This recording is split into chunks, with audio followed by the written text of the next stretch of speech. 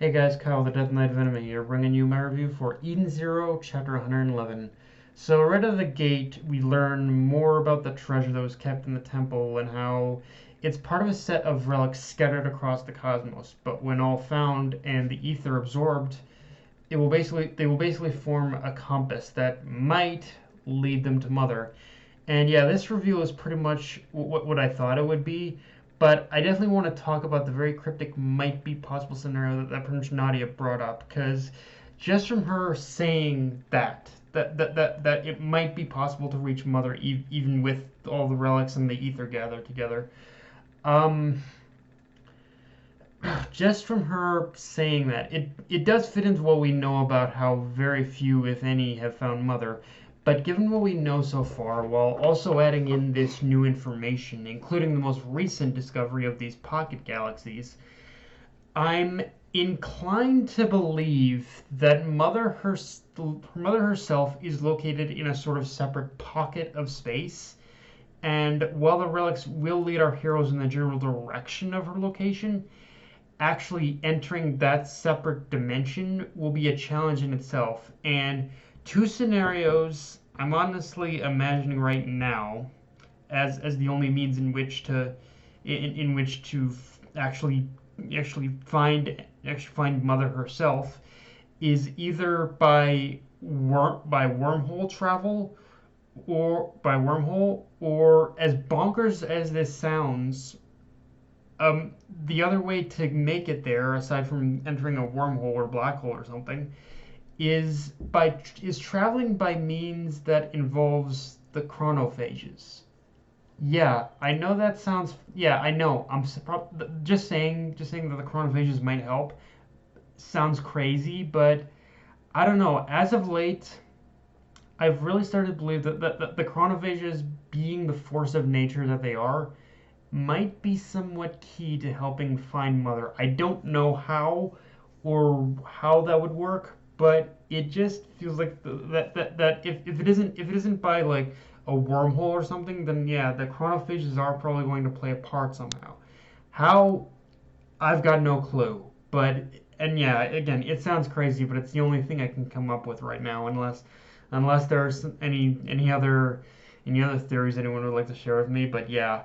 Um, and obviously, the big thing with this chapter is that it's finally revealed to Nadia that that her love, Andrew, is dead. And initially, I thought this reveal was very rushed, but the further along we went in the chapter, and what that reveal had led to, was worth it, as we learned that Andrew had pretty much kept his promise this entire time, but because of the unpredictable nature of dangers of nature and dangers of space travel, he just couldn't make it back alive. Yet at the same time, the fact that his ship made it back at all, and with the relic no less, pretty much shows how devoted, loyal, and in general how much he cared for Nadia right up until the end. And I like how Nadia learning this was handled, because for her, this not only quickly became a hard truth about humanity for her to swallow, because she had basically believed that Andrew would live forever,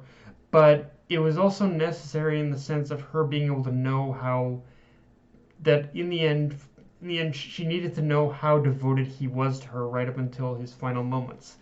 And while it is going to be hard for her to cope with the fact that Andrew is dead, just knowing that just knowing that it just knowing that it's thanks to him that everything was returned to normal also gave her peace of mind to keep moving forward. And I like how, and I do like how some I do like how the ship and Andrew had base was I do like how the whole plot point with Andrew and the ship, it was all tied beautiful.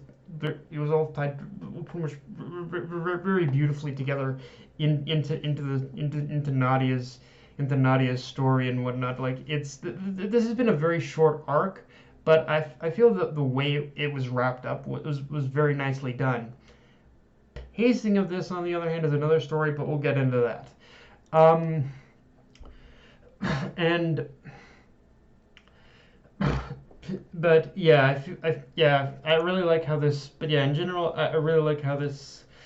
I really like how that whole love story was kind of concluded. And honestly, I'm as weird as this sounds, I'm kind of with I'm kind of with I'm really kind of with I'm really kind of with I'm really kind of with Rebecca on this one. That I feel that for that honestly for basically as destructive a force of nature as the chronophages have proven to be, this is one time where they're where the chronophages could in fact be a very useful, like very helpful, albeit still destructive, like force of nature. Like the fact that they are a force of nature, and the fact that the chronophages do what they do, like by reversing a planet's time. This is one of those times where I think it could actually help in Red Cave. Where doing it this way, it might help in Red Cave's favor. Who it might help in Red Cave's and even in Nadia's favor, just as a means to help give her love back again. But yeah, who knows in the future what that's. But who knows? It might happen, it might not. But yeah, I'm kind of. It's one time where I'm definitely in agreement that the chronophages could actually help in this case. Um, Now, if I was to still bring up a major issue I had with this chapter, it's that essentially with this chapter, the Red Cave arc is basically complete. And while I did like how the chapter was handled and how and with its conclusion, um, the the one major issue I have with this chapter is that the pacing in the back half felt really rushed and left quite a few like loose threads hanging. And while I'm sure and which the latter I can kind of forgive easier, as I'm sure there's things that Mashima will address in later arcs, but this this chapter's pacing was this chapter's pacing sort of has the vibe that Mashima was basically in a meeting with his editor at one point, and the editor had basically told him in order to wrap up this arc by the next chapter, i.e., this week. But yeah, it's kind of hard for me to explain other than say like the content of this chapter itself is really good, and honestly, and kind of very heartbreaking in some ways, but just everything around it felt rushed out the door. I don't know how else to explain it. Like the pacing just felt off. Like like if you really look at it, we I don't like if you really look at how this chapter ended, we didn't really have a really proper ending. It was just this the whole thing with Andrew and Nadia and the relic. It was boom, it's done, and then they leave. Like that, there's not really a very there wasn't really any moment in the back half of the chapter that felt like it let a moment sit properly or something like that. I don't know. Like I said, content was good. Pacing just felt a little off in for certain places.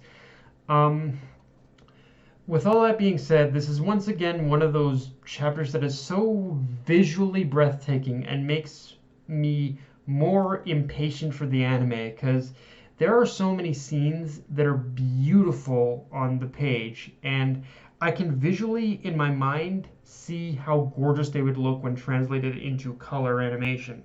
Of course, that's only if done well too. Which, yeah, what I don't care which studio gets the license at this point, but whoever gets the license needs to put as many of their best people on it, it's it's what this series and these shots and scenes deserve. Because like I'm not joking when I say that a lot of the visual work that Mashima has done in honestly in this series as a whole, but definitely in these later arcs, has been very cinematic and photogenic. Like each like there are frames in this manga that I can see being like see them like as paintings in a museum. So so yeah, the art and animation team, whoever studio gets this, the art and animation team needs to put their best foot forward in making this shit like gorgeous to look at. That's all I'm gonna say. But yeah, guys, that's all I got for this review. If you enjoyed the video, like, comment, subscribe. Follow me on Twitter, Facebook, and list your Crunchyroll. That Night Anime signing off. Later, guys.